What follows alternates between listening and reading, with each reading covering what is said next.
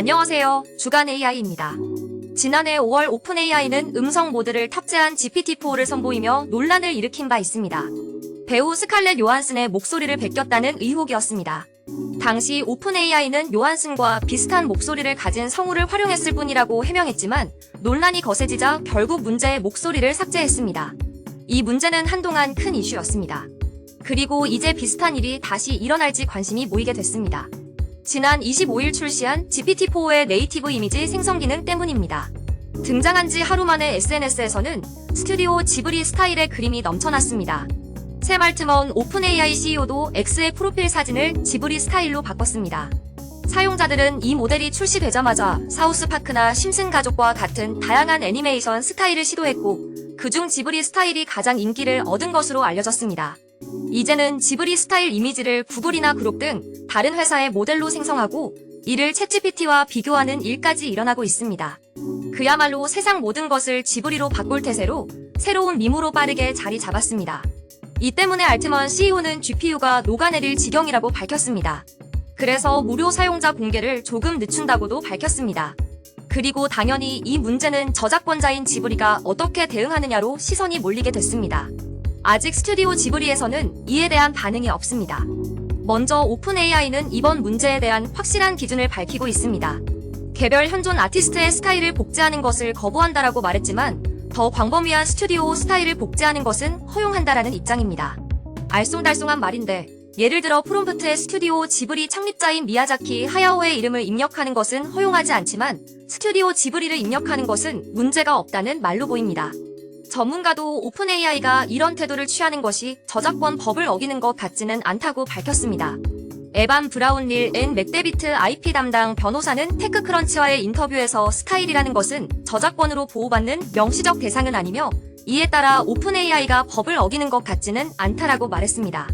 오픈 AI가 지브리 영화를 불법적으로 학습해 이런 결과를 만들어냈다면 문제가 될 수 있지만 이 또한 현재 법원에서 관련 소송이 진행 중으로 아직 결론이 나지는 않았다는 것입니다.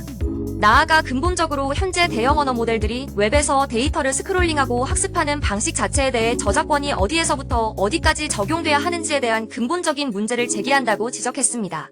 이와 관련 지난 2023년 말에는 미드저니가 16,000명이 넘는 아티스트 이름이 포함된 스타일 목록 문서를 공개하며 이들의 이름으로 AI를 학습해 스타일을 더 잘 모방할 수 있다고 밝혔다가 엄청난 반발에 부딪힌 바 있습니다.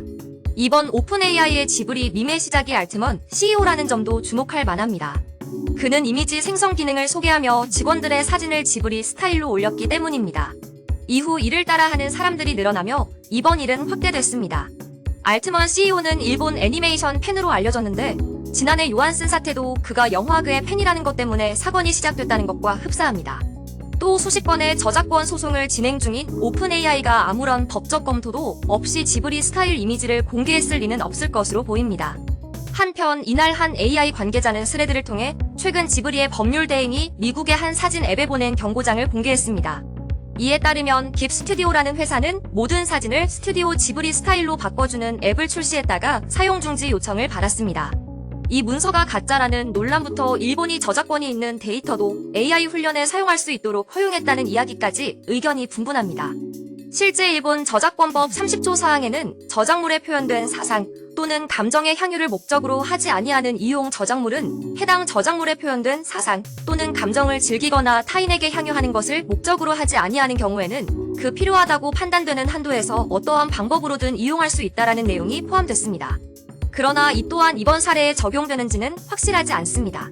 따라서 이번 문제는 다시 한번 요한슨급의 파장을 일으킬 소지가 엿보입니다. 이어 국내외 주요 뉴스 전해드립니다. 오픈 AI가 엔트로픽의 MCP를 에이전트 통신 표준으로 채택했습니다. 이례적으로 알트먼 CEO는 이를 두고 기쁜 일이라고 밝혔습니다. 에이전트에 관해서는 독점 기술이 중요한 것이 아니라 빠른 확장이 더 중요하다는 것으로 볼 수 있습니다. 알리바바가 이틀 연속으로 에이전트 관련 모델을 내놓았습니다. 24일 비전 언어 모델에 이어 25일에는 음성 기능을 강조한 모델을 출시했습니다. 모바일용 에이전트에 대한 집중 연구가 이뤄지는 것으로 볼 수 있습니다. 엔비디아가 자율주행차나 로봇을 위한 물리 AI의 최신 추론 기능을 더한 모델을 공개했습니다. 이는 이 회사의 방향성을 확실하게 보여줍니다. GPU 판매를 넘어 모든 주요 응용 애플리케이션에서 영향력을 발휘하겠다는 것입니다. 지금까지 주간 AI였습니다.